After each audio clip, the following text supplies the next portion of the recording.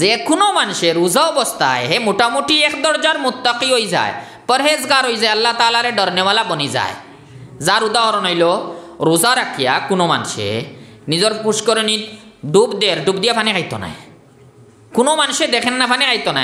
যদি আপনি প্রশ্ন করেন বা এই সময় তো কোনো মানুষে দেখেন না পানি খাইন নাকি, চাহে এই মানুষের আমল যে কোনো লাইনের হোক, তার আমল যত ভাদ হোক, এরপরেও হইব না যদি ডুব দিয়া পানি খায় তে আল্লাহ তাআলা তো দেখিলিবা আমার রোজা রইতো না। তো মুত্তাকি তো ওখানের নাম তো তাকওয়া, দিল আল্লাহর ডর আছে। আল্লাহ বন্ধ কামরাত বিলকুল ফ্রিজার আছে আর ঠান্ডা পানিও আছে, পানি খাইব নি? খাইতো না। কইব যদি কোনো মানুষেও দেখে না তেও আল্লাহ তাআলা দেখতরা, এর কারণে আমার রোজা যাইব কি খাইতাম না। ওটার নাম হইলে তো দিল পরেজগারি, আল্লাহ তাআলার ডর। রোজা অবস্থায় প্রত্যেক মানুষ কিছু না কিছু হিসাবে মুত্তাকি আর পরেজগার হয়ে যায়। আল্লাহরে ডরাইয়া খানিও খাইতো না, পানিও খাইতো না। একটা হইল আমরা রোজা। কিন্তু সামনে যে রমজান, আর ই রমজানের ফজিলত তো বহুত বেশি। আমরা 11 মাস ফরা জন্নতরে হাজানি হয় শুধু রমজানের ইস্তেকবালর লাগিয়া। জন্নতরে হাজানি হয় 11 মাস ফরা রমজানের ইস্তেকবালর লাগিয়া। আর যে সময় রমজানের প্রথম রাত্রি আয় আমরার ইবাদত আসান হইবার লাগিয়া আল্লাহ তাবারাক ওয়া তাআলা আমরার দুশমনরে বন্ধ করিয়া রাখেন। নবী সাল্লাল্লাহু আলাইহি ওয়াসাল্লাম ফরমাইতে ইযা কানা আউয়ালু লাইলাতিন মিন রমাজানা সুফিদাতিশ শায়াতিন ওয়া মারাদাতুল জিন। যে সময় রমজানের প্রথম রাত্রে, রাত তো আগে আয়, আমরা ইসলামী হিসাবে রাত থাকে, রাত যে সময় প্রথম রাত্রি শুরু হইব আল্লাহ তাবারাক ওয়া তাআলা শয়তান রে আর যত সরকশ নাফরমান জিন্নাত সকল আছেন সব রে বেড়ি লাগাই দেন। আর সেদিন বেড়ি লাগাইয়া শেষ নাই, ওয়াফুতিহাত আবওয়াবুল জান্নাহ ফালাম ইউগলাক মিনহা বাবুন। জান্নাতের সব দরওয়াজা খোলা হয়, কোনো দরওয়াজা বন্ধ নাই। ওয়াগুল্লিকাত আবওয়াবুন নারি ফালাম ইফতাহ মিনহা বাবুন। দুজখের সব দরওয়াজা বন্ধ করা হয়, কোনো দরওয়াজা খোলা রাখা হয় না। তো এই সময় এর তো হইল খালি আপনি ইবাদত করবা আল্লাহ তাআলার ডাল লইতা, শয়তান বন্ধ। কিন্তু এরপরে আমরা একটা সওয়াল আছে, আমরা সওয়াল খান যে শয়তান বন্ধ, সরকশ নাফরমান যত জিন্নাত সব বন্ধ, আমরা গুনাহ করার তো কোনো কথা নাই। কিন্তু এরপরেও রমজানও তো বহুত সময় আমরা দ্বারা বিভিন্ন গুনার খামখল ওই যায়। ওই কিলা জিন্নাত তো বান্ধা, শয়তান তো বান্ধা। আমরা দুই জবাব আছে। এক জবাব হইল কিছু শয়তান অকল ছাড়া তখন এরা আমরা রে গুনাত লিপ্ত করাইন। আর আসল উত্তর হইল একটা, এখন আর শয়তান লাগে না।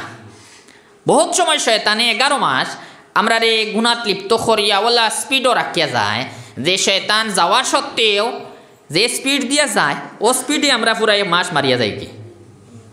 যেলে আমরা এখন যদি অন্য ফ্যান চালানি হয়, আপনি অন্য সুইচ বন্ধ করেন তে জলদি অফ হয়নি, কোনো কতবিল চলতে থাকে এর বাদে অফ হয়। তেওলা হয় শয়তানে আমরা আসলে রমজানের আগে ওয়াসওয়াসা দিছে, গুনাত লিপ্ত করছে, আর এখন নাই লগে। কিন্তু এরপরেও আগে যে স্পিডে চালাইয়া গেছিল স্পিডে আমরা এই রমজান বাঁচতে লাগে। তো এইটা আমরা আসলে বহুত বড় বদনসিবি হয়ে যাব যদি রমজান অবস্থায়ও কোনো গুনাহ হয়।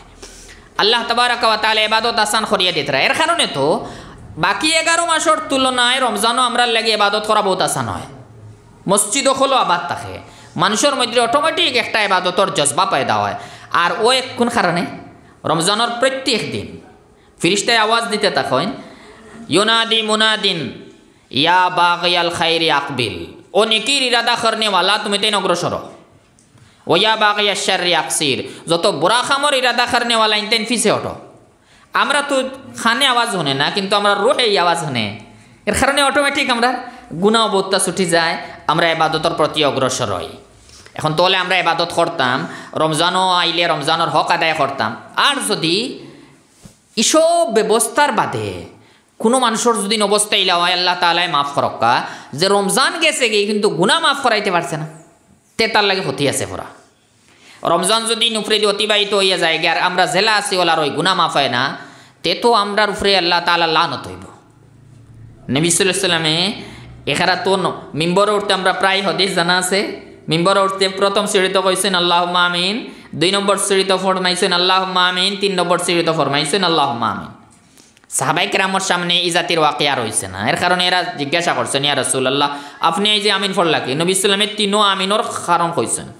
এক আমিনর কারণ কইছেন, আমার কাছে হযরত জিবরাইল আলাইহিস সালাতু ওয়াস সালাম আইছেন, আইয়া ফরমাইছেন বাউদা মান যুকিরতা ইনদাহু ওয়া লাম ইউসাল্লি আলাইকা। ই মানুষ আল্লাহ তাআলার রহমত থেকে দূরে সরক, তার উপরে লানত হোক, যার সামনে আপনার নাম লইল কিন্তু দুরূদ পড়ছে না। নবী পাক সাল্লাল্লাহু আলাইহি ওয়াসাল্লাম ফরমাইছেন আল্লাহুম্মা আমিন।